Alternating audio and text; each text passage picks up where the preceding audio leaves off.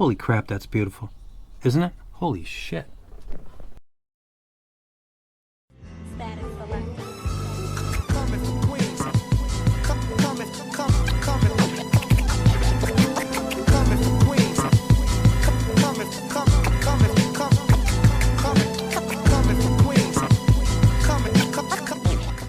Okay, this is a video for the ThieAudio L2. It is a single 10mm dynamic driver with beryllium and also a balanced armature driver. And I want to grab everybody by their ears and scream in their face to buy this thing because it sounds so absolutely freaking epic.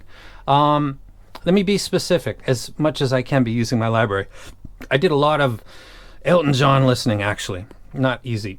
Elton. I listened to Someone Saved My Life Tonight, also Philadelphia Freedom, Goodbye Yellow Brick Road. The piano is a fantastic instrument because it really goes all across the audible scale. It's in the sub bass, it's in the bass, it's in the mids, it's in the upper mids, it's in the treble, it's in the upper treble. It's the fundamentals and the harmonics cross everything. And when you've got dipped mids, you can kind of catch it. I had great joy listening to this, and let me give you a visual. Before we continue, this is going to be all over the place, but I don't apologize. Let's get to the first thing. This guy's who I'm focusing on. But this is Central Park 1980, Elton John, Someone Saved My Life Tonight. I would argue that this is Elton John at his fucking apex. This is when he was, before he got overweight. I saw him at the Ala Moana Shopping Center in Hawaii many, many years ago, coming out of Neiman Marcus. He's shorter than I thought. He had platform shoes on. He looked much older than this, obviously, because it was much later than this. But he just looks so good right here.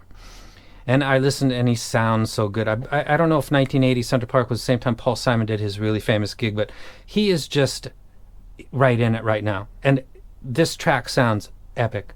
God damn. Go back in time, I would love to be old enough to have been in this crowd and been able to appreciate this moment. Elton John, Someone Saved My Life Tonight, Central Park 1980. Someone save, someone save, someone save my dun dun dun dun. Tss. I used to do sound demos on this channel, and I use this song. I don't know if anybody remembers. I don't do that anymore because you're playing it through your transducers, your earphones, or your speakers. It's really not accurate, but A to B, you can kind of compare which has more bass. And I use this because it's got piano. Like I said, it goes all across the scale. You can tell if it's got kind of a dip. And also the drums. Dun, dun, dun, boom, psh. The cymbal strikes are very prominent in this, and they sound too much.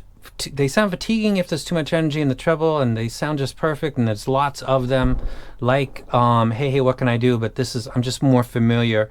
I've heard this so much. My mother loved this. She had this album, and again, just look at him, and he's at the peak of his powers. This is the tuning of the set. It's got sub bass and mid bass that I want. This is done with beryllium. The point of beryllium is that the drivers that are usually inside that don't have any type of coating are sometimes what's called, basically it's a PET mylar derivative, which is essentially a very thin version of what you get when you buy like a Coca-Cola bottle, the little plastic bottles. It's like that. And when you have a powerful sonic event in the sub bass or the mid bass region, whether it's a bass guitar, whether it's organs, church organs, whether it's a deck mixed bass hit, something like that occurring can interfere with your perception of something that's also going on in the mids to upper mids, and it will create a fuzzy or a veil or a sense of haze because the driver is being inefficient. It's unable to do what it's being tasked to do. Stiffening the diaphragm with a material that's metal, like beryllium, particularly beryllium, can give the energy in the low frequency and not interfere with what's going on beyond that. That's the benefit of having a beryllium coated driver. Pure beryllium is, I've had the final audio version, also the Duna Luna, and I wasn't able to appreciate that in the way that I was expecting it. So far, the best examples of beryllium have been with covers over PET mylar as opposed to pure, except for the Believe, but that was limited and also had moisture issues. This set, it's fucking gorgeous. I'm a sucker for this whole like Oshii looking type thing. It looks like it's got two, and also when I look at it, it's got two breather holes. There's no crinkling or anything going on. It's also got the cover on the dynamic driver, which is very common, like on the EJ07, you can see the breather holes, pretty much like a baffle board that goes around it, that's over on the cover. The performance on this set is fucking brilliant. Thie has a tuner. I don't know if the tuner took care of this set as much as they did with the Oracle and the Tribers, but it looks to me like they did, because all of the Thies are tuned quite well. And this is no exception, and it's got the addition of having beryllium coating. Getting back to the music, this actually started with Big Boy. It's actually started with Tupac, but it did that fantastic. It started with Big Boy and listening to Hatsune Miku at the beginning, and then getting into the big bass drop. Of course, it did it well. It did it in the way that beryllium does sometimes, and it did it quick, but not unnaturally, like that it was so fast. Like sometimes the ultrasound titanium headphones, it would seem almost unnaturally fast. I'm not a titanium person. The Big Boy hit sounded fantastic. Then I went to Black Sabbath, and I went to the part where a lot of stuff struggles a little bit, but I still wreck set sometimes because it's a hard thing to do. And I give you a visual of this as well. This is the part right here. Literally the moment. So I'm not going to talk about heights or widths or depths or attack or decay or anything. I'm going to say that this guy right over here, this is a low frequency. He's doing the drum kit. This is low frequency, and he's battling pretty much with this guy right here where my cursor is. And there's his hand right there, and he's doing pulls and releases quite fast. Let me stop right there. Your ability to discern the pull and the release, all of them, because they're rapid. He's playing very fast. This is kind of like a dueling solo that's in the middle of a track.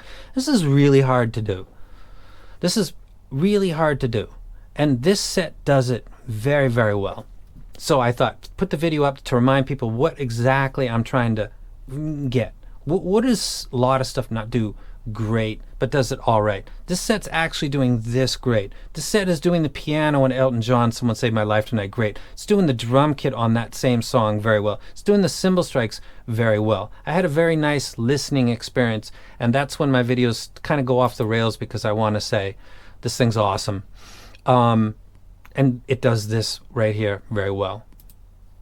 Get back to here. After that, I went and I listened to Ginger Baker and her Significant Strikes at 27 and 38 seconds. They sounded great. They sounded perfect. The next thing I went to, which is important for me, is Sultans of Swing, and I'm checking for the position of the bassist.